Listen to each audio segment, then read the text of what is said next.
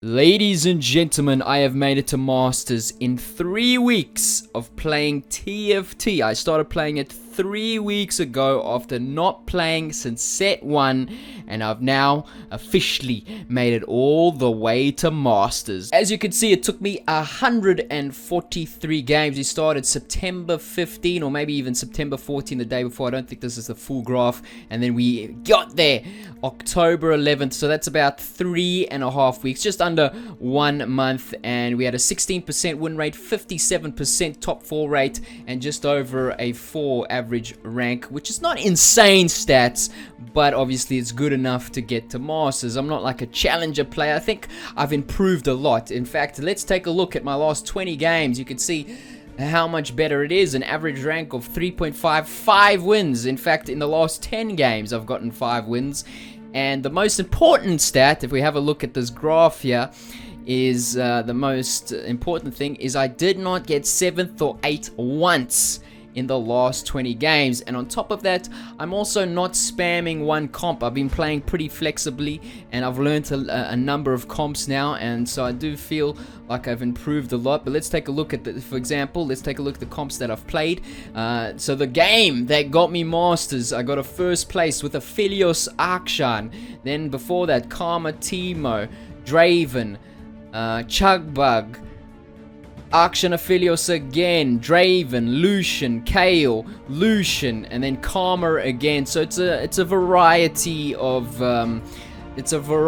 comps. So with that being said, I thought I would make a guide or how I got to Masters and the most important things I learned along the way. It's a bit awkward now making this video when in literally 10 days the new set comes out on the PBE. So there might be a lot of changes that makes this, I guess, video a little bit irrelevant or harder to learn from, but you should be able to learn something as well if you're still trying. Maybe you're still trying to get to Masters by the end of the season. This video could help you out. So when I first returned or first started playing, I obviously already know how the game works because I played way back in set 1. So I know like the fundamentals or the mechanics of the game. I know how the game works, so I don't have to learn from scratch.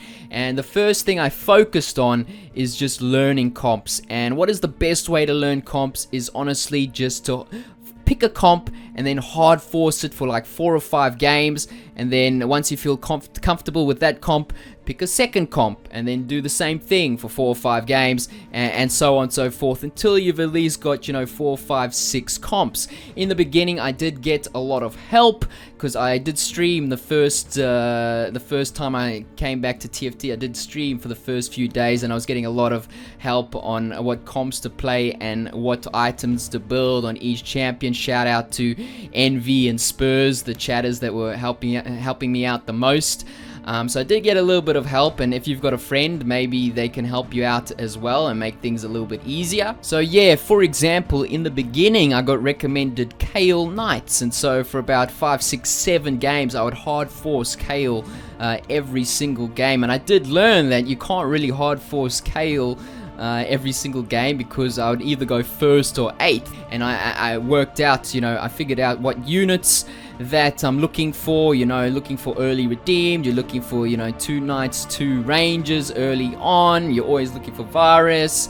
Basically you're just looking for knights and rangers pretty much, and then eventually Kale. It's a pretty easy comp to play, but I did learn because Kale is a 5 cost, you can't really hard force it. On top of that, you're learning the items you need and the position of the team comp. When's the best time to roll for this team comp? What level you're looking to get at. Is it a slow roll comp? Is it a fast 8 comp? And then once you get comfortable with the comp, you can switch to something else. So after that I started to play Draven, and I hard forced that for a couple of games, and then I started playing Lucian, hard forced that for a couple of games. Then I tried a reroll comp in Chugbug and played that for a couple of games. And you basically do this until you've got 4, 5, 6 comps that you can play, and now you can start flexing into those 6 comps based on the start you get, based on the items you get, and so on and so forth. Now you might ask me, okay, but what comps do I play? And the best answer for that is you can use a variety of websites that will give you the current meta comps or what's popular right now,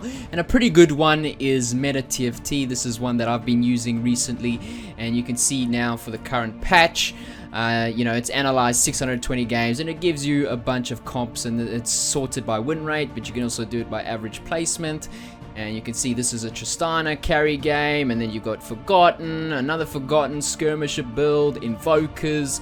And you know, you can basically pick one of these comps and just go from there. It gives you recommended carries as well as items, and then you can obviously there's more information as well. So you can just use one of the very many websites out there that gives you a tier list or a list of comps that are currently meta. The next thing I learned is how to slow roll. So when I was playing in set 1, I remember hyper roll was like this new trend where you basically get to a specific level and then roll all the way down to 0, but that seems to be outdated now, and it's changed to a slow roll.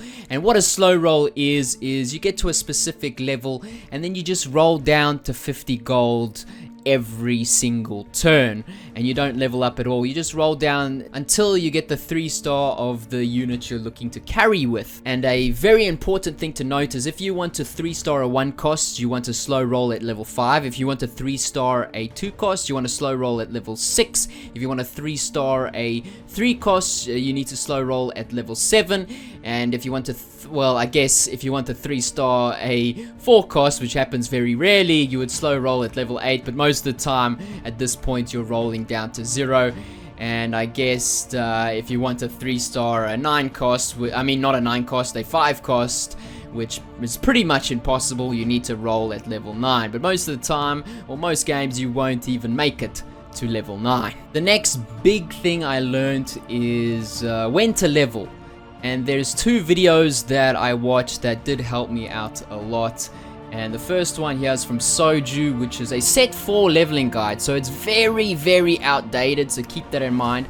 But I did watch it and I still learnt a decent amount and took the concepts from it and applied it to set 5. But this video did help me out, and there's also how to play stage 2 guide, which is on the current set 5. And this is a more recent video, how to play the early game, which also talks about, you know, the leveling decisions in the early stages from Liquid Robin. I watched these 2 videos, and these videos did help me out a ton. But I'll try and give a summary on, you know, how to level. And basically I learned in the early game, so in the early levels, you only level if you've got a strong board and you're looking to win streak. And then you don't level if your board is pretty weak and you're looking to lose streak. Now obviously that's a very brief summary of how to level in the early stages, but that's pretty much it. It's pretty easy to understand. However, leveling to 6 is when things start to change a little bit. You'll find that 90% of players will level to 6 at stage 3-2, so always keep this in mind. I should be looking to level 6 at stage 3-2 most of the time. Now you don't want to do this every single time. You will see some players will level at 3-1, for example, because they want to keep their win streak going. You know, they're coming first, they're on a massive win streak, and so they want to keep it going. Now, of course, if you're looking to slow roll for a 1 cost, you probably stay level 5. Or let's say you're on a bit of a lose streak, you're on like a 3-game lose streak, you might decide to level at 3-4 rather than 3-2. Now this is going to be very similar for leveling to 7, where most people will level to 7 at stage 4-1. This is also one of the best spots to start transitioning into your final comp or your carry search. You might have to roll a little bit, find your carry, and then figure out what you're playing at stage 4-1, get yourself set up, find your carry, and swap the items over from your item holder to your carry. For example, in this game, I found Draven basically instantly, so I didn't have to roll, and I just, you know, sold my Olaf instantly and put in the Forgotten units, put in the 4 knights, and now I've got 4 knights, 4 Forgotten with a fully stacked Draven. And you can also see that I did high roll a Force of Nature, so I mean, I'm in a very good spot to win this game, which I did in fact end up doing. Then leveling to 8 will either be done at 4-5 if you're looking to fast 8, or 5-1 if you're very healthy and you're not too scared of losing much health. And then leveling to 9 right now is just super expensive, so I don't recommend doing it unless your comp is completely finalized and you can't cap it out anymore, and the only way to cap it out is to level to 9. Finally, I want to talk about the biggest mistake that I realized I was doing. So there was a point where I was stuck a little bit at Platinum. Between Platinum 3 and Platinum 1, I was kind of hard stuck for quite a few games, and I just couldn't climb to Diamond. I couldn't figure out what I was doing wrong. But I realized I was doing pretty well with reroll comps, but every time I would try to play a standard comp where I go for a 4-cost carry comp, I would do pretty badly. I would go like 8th, 7th or 6th, definitely would not make a top 4, and I couldn't realize what I was doing wrong. But after watching a few high elo streamers, I began to realize what I was doing wrong, and what I was doing wrong is I was being way too greedy. Whenever I was going for a 4-cost carry, because it was best to roll for a 4-cost, or that had the highest odds of hitting the 4-cost at level 8, I would always just try to level 8, and I would never roll before that. But then I realized that it was just being way too greedy, because during stages 4, you are going to bleed out way too fast, and if you're trying to not roll at all and not do any of your transition during stage 4, like I said before, you usually want to start transitioning at 4-1. If you don't do that and you just continue along your way and continue along to level 8, you'll find out you will lose a lot of health. Unless you're high rolling, you will lose a lot of health during stage 4, and then when you hit stage 5-1 and you level to 8, all of a sudden you're like, okay, here we go, I'm going all in now, I'm going to level it to 8, I'm going to roll down, and I'm going to transition into my final comp. But you're trying to do this all in one turn, your head starts spinning, and you just have no idea what you're doing, and by the end, all of a sudden you're into a game, and you're like, okay, but I didn't get this final unit, I couldn't get my final comp, and then boom, you go from 20 HP to 5 HP, and then the next turn you're like, okay, I finally got my final comp, but now you're only at 5 HP, and you're just 1 unit loss away from getting knocked out, and all of a sudden you get matched up against someone that's hit Vel'Koz 3, and boom, you went 8th. So I realized I was just being way too greedy. So I learned that when you are going for a 4-cost carry comp, unless you're crazy high rolling, the best way to do it is to level to 7 at 4-1, and then roll a bit, find your carry, figure out who is going to be your carry, decide on your final comp, try and get that final comp. Now they don't have to be 2 stars, they can all be 1 stars, but at least you now know what your final comp is, and then during stage 4 you can slowly get your 2 stars of your units, and then by the time you hit level 8, you just need to roll to level up your units, because you've already got your final comp and you're just looking to level up your units. There might be a few changes that you can do. For example, if you're playing Aphelios, you might have Knights up front and you're still looking for your Revenants, and then as soon as you start getting a few of your Revenants, you can switch out the Knights front line for Revenants instead. But that was pretty much it. I was just greeding way too hard to go to level 8.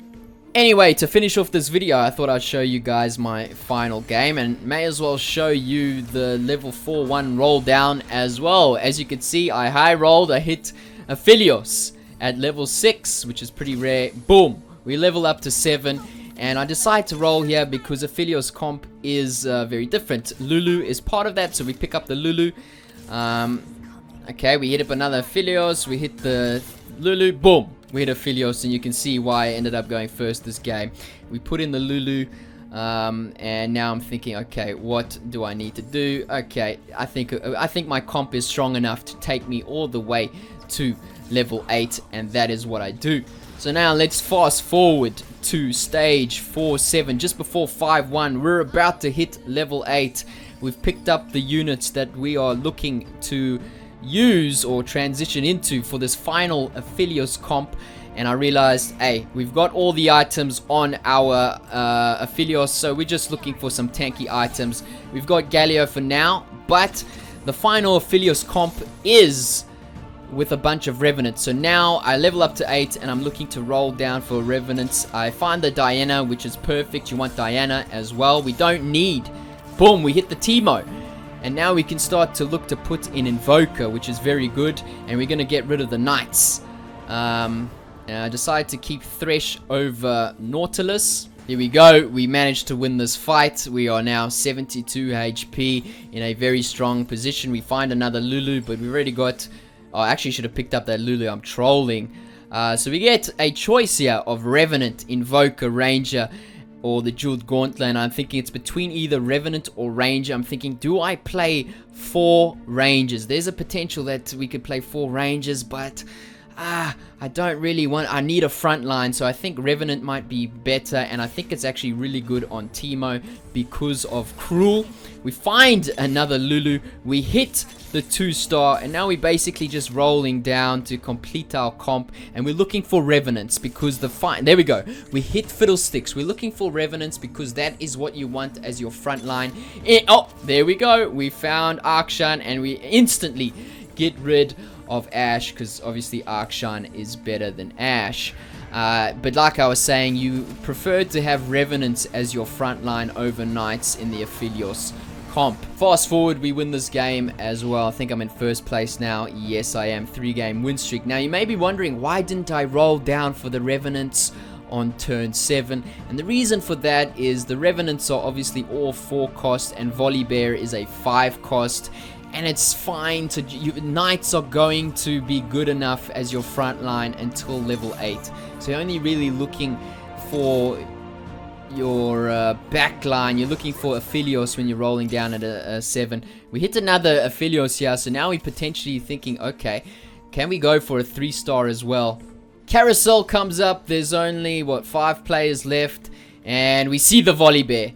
There was also a Fiddlesticks as well. Volibear with Quicksilver Sash. Not the best item for Volibear. But now, and we hit the Ivan as well. So this means I think we can make the transition. We can finally make the transition into all Revenants front line. We can get rid of the Knights.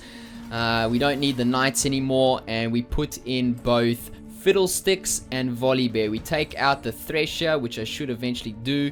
I'm trying to figure out what's the best items for Volibear. Now, even though Thresh is a 2-star and Fiddlesticks is only a 1-star, this will be the team comp. We are very healthy at 72 health. This will be the team comp that will hopefully get us first place, which obviously we know will get us first place. But anyway, this is a fight right now. We're playing against this Lucian who's got an Archangels. I just realized he's playing with Archangels, but it looks like his Aphelios, I mean his Akshan is going to be the carry. Can we even kill this Akshan? It's only a 1-star. Yes, we can. And he's dead. Okay, let's fast forward a bit because I was slow rolling at level 8 because I'm not sure, do I want to just roll down or do I want to go level 9? Because I haven't completely capped out my board, and we finally get the stimmy and I realized, oh yeah, it's a ton of gold, baby. So at this point I'm thinking, we could probably just go level 9. And so I decide, okay, I think it's better to go level 9 to try and get this Volibear and this Akshan. And we get the Gwen in as well. Now we're just looking for Volibear and Fiddlesticks. Potentially a 3-star Diana. We hit the Diana. We also need 1 more Lulu.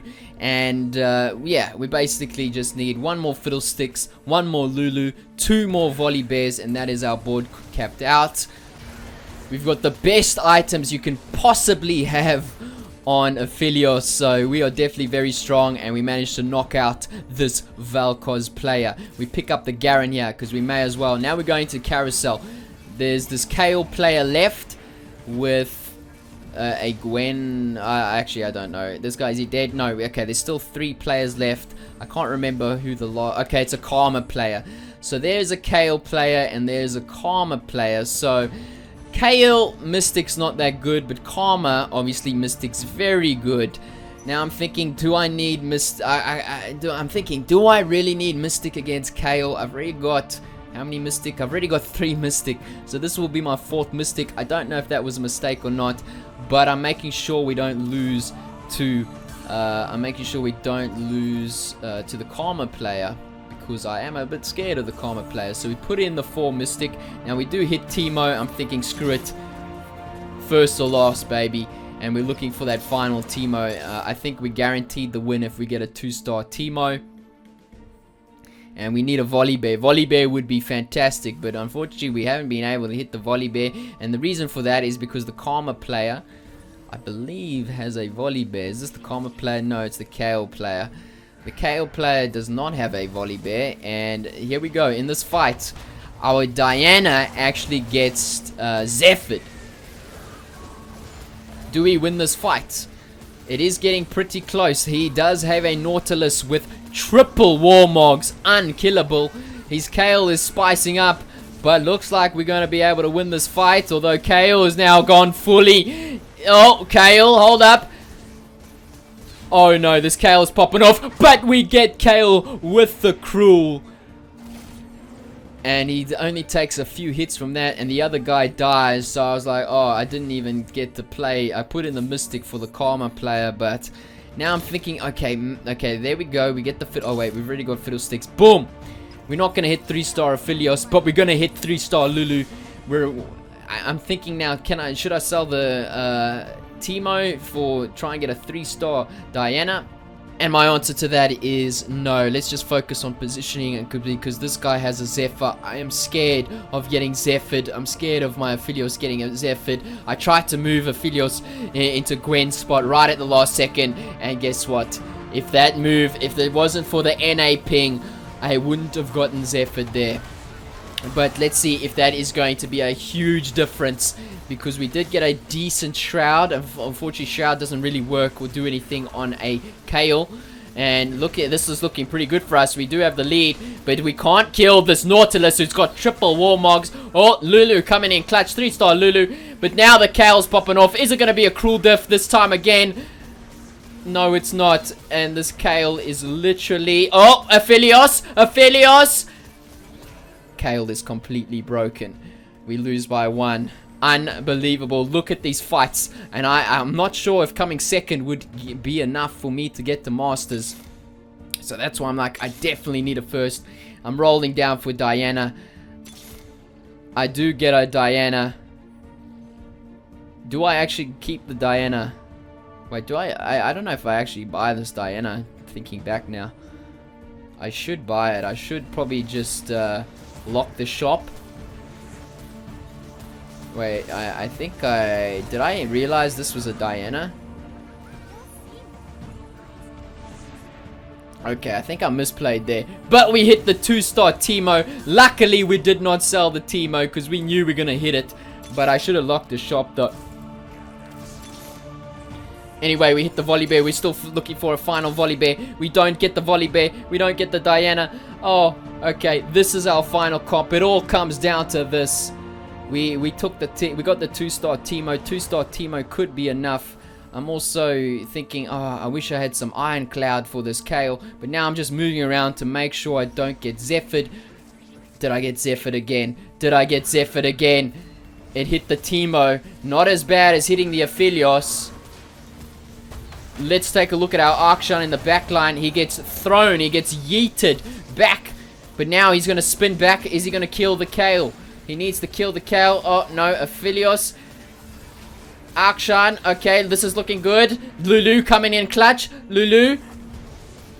No, is it going to be Kale all over again? Is it going to be Kale all over again? Or is it going to be Cruel all over again? No, it's not. He is still alive. He is still alive on 6 HP. It's all coming down to the wire. Can we do anything with Spatula? We could make Skirmisher, Arkshan, but that is not going to do anything. So we're just going to go with the Titans Resolve Arkshan, and we do get the 2-star.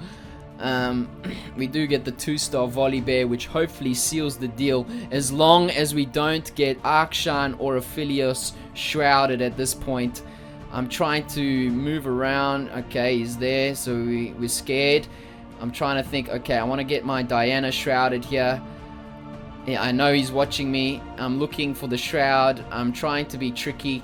I'm trying to figure out what this guy's gonna do. I'm moving around. Boom.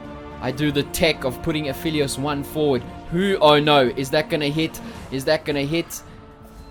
Who does that hit? It hits my Teemo again. Last time it hit Teemo, it lost, but Teemo doesn't have too many damage items. He's more of a healer in this game with the redemption. And what a fantastic Diana ult. That Diana ult is coming in clutch.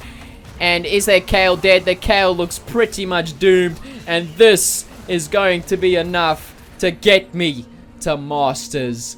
We don't even need a Gwen 2 or a Diana 3, but Diana did not get Zephyred. Teemo getting Zephyred was honestly probably the best Zephyr target for my backline, to be honest, because he's not going to be doing too much damage. I guess he's pretty good at removing the trap claws, but there you go. That is how I got Masters.